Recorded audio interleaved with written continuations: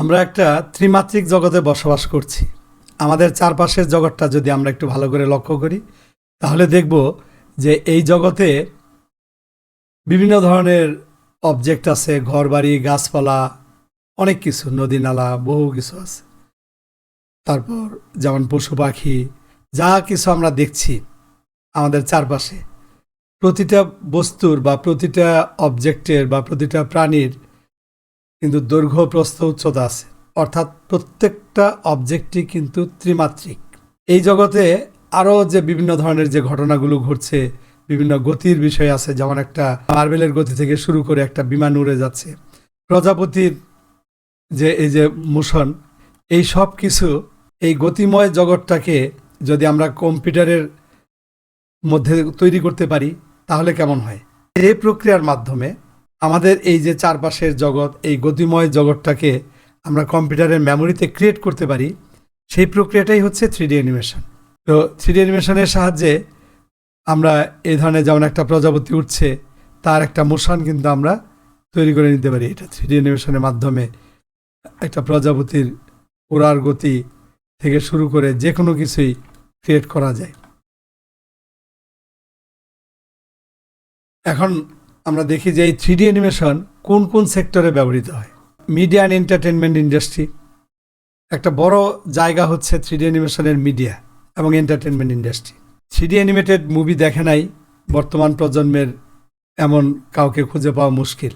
ট্যাংলেট, এটা একটা 3D animation movie. পুরো মুভিটাই কিন্তু এই যে মোশন আমরা দেখতে পাচ্ছি, ক্যারেক্টার, এই সব কিছুই 3D সফটওয়্যারের মাধ্যমে এটা ক্রিয়েট করা। তারপরে যেমন টয় স্টোরি, র্যাটাটুলি, একটা ইঁদুরের কাহিনী, যা কিনা বাস্তবে একটা ইঁদুরকে দিয়ে এই কাজগুলো করানো রিয়েলি টাফ। যারা মুভিটা দেখেছেন তারা নিশ্চয়ই জানেন। তারপর যেমন ফাইন্ডিং নেমো, এটা আরেকটা দুর্দান্ত এক ক্যারেক্টার, একটা মাছ। হ্যাঁ, সেই মাছের মধ্যে একটা মানবীয় গুণাবলী আরোপ করে তাকে জীবন্ত করে তোলা হয়েছে। এছাড়া যেমন কনস্ট্রাকশন ইন্ডাস্ট্রি, যেমন architecture, visualisation, interior and exterior design, এই সেক্টরে এটা ব্যাপক কাজ হচ্ছে। গেমিং ইন্ডাস্ট্রি, এছাড়া রয়েছে অগমেন্টেড রিয়েলিটি। বিশেষ করে চতুর্থ শিল্প বিপ্লবের যে প্রযুক্তিগুলো আছে, যেমন augmented reality, virtual reality, mixed reality, এই প্রযুক্তির মধ্যে 3D অ্যানিমেশনের কাজের ব্যাপক সুযোগ তৈরি হয়েছে। আর্টিফিশিয়াল ইন্টেলিজেন্স, এছাড়া মেডিকেল ভিজুয়ালাইজেশন, স্পেস রিসার্চ, এমনকি এডুকেশনে 3Dর কাজের অনেক স্কোপ। যেমন কোনো একটা টপিকস বা কোনো একটা বিষয়, সেটাকে যদি অ্যানিমেশনের মাধ্যমে উপস্থাপন করা হয়, তাহলে কিন্তু সে শেখার বিষয়টা অনেক বেশি গতিপ্রাপ্ত হয় বা অনেক বেশি সমৃদ্ধ হয়। এরপর আসে ফরেনসিক অ্যানিমেশন, 3D প্রিন্টিং। তো 3D প্রিন্টিং 5 বছরে মানুষের জীবনযাত্রার ব্যাপক পরিবর্তন নিয়ে আসবে এই 3D প্রিন্টিং টেকনোলজি।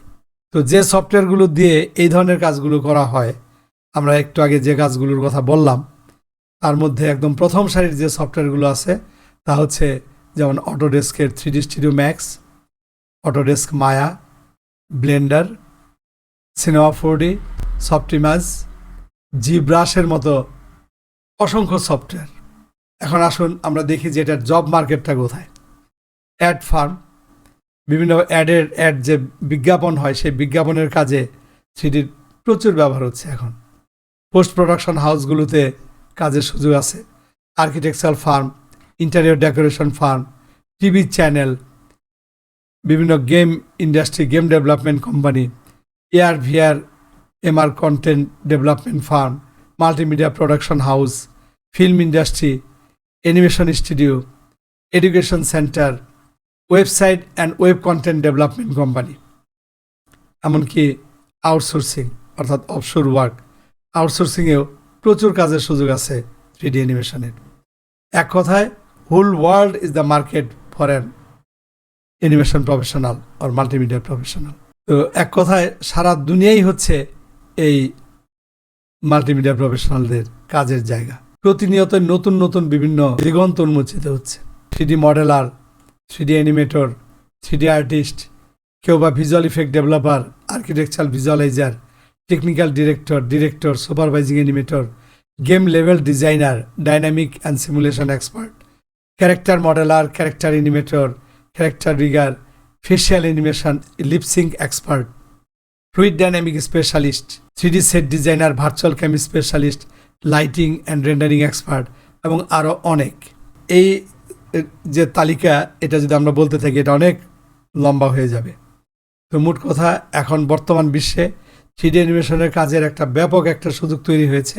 এই টেকনোলজির উপরে আমরা আমাদের নিজেদের দক্ষতা তৈরি করতে পারি, তাহলে অনেক কাজ করার সুযোগ পাবো।